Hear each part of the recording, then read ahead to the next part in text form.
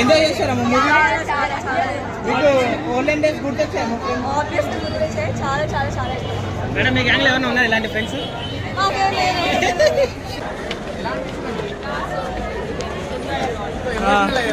అవునవును, ఫ్రెండ్స్ గుర్తొస్తారు. అప్పుడు నిఖిల్ గారి క్యారెక్టర్ అంత ఎవరికి అనిపించలేదు. సో ఆయన ఇప్పుడు ప్యాన్ ఇండియా స్టార్ అయ్యాడు. సో ఎలా ఉందండి?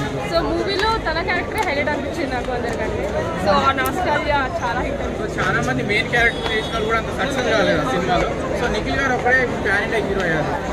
His acting says everything. His very talented. So I enjoyed it. Thanks.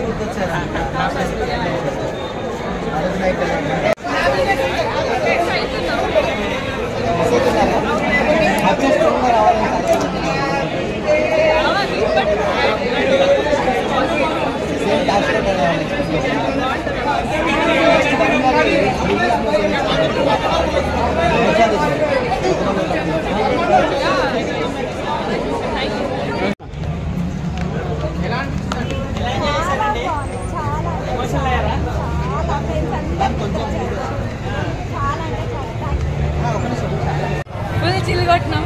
Will be missing each other. నిన్ననే ఎగ్జామ్స్ అయిపోయినాయి, ఇవాళ సినిమా వచ్చింది. ఈ మూవీ పార్ట్ 2 రావాలంటారా? హ్యాపీనెస్ పార్ట్ 2 చేయాలి? వద్దొద్దు, చెడగొట్టకండి ప్లీజ్. బాగుంది.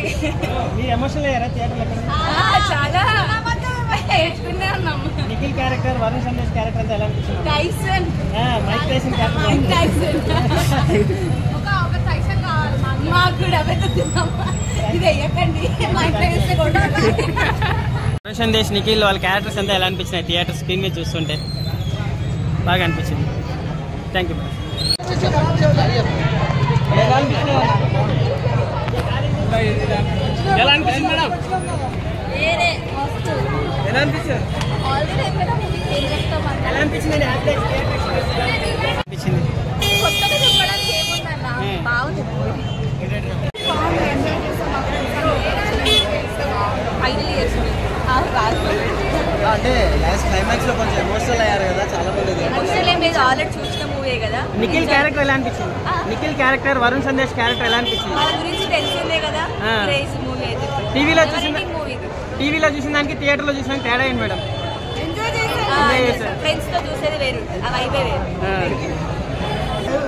కాలేజ్ సినిమా చూడడానికి ఆఫీస్ బంక్ వచ్చాము. మేడం టీవీలో చూసినప్పుడు థియేటర్లో చూసినప్పుడు ఎక్స్పీరియన్స్ ఎలా అనిపించింది?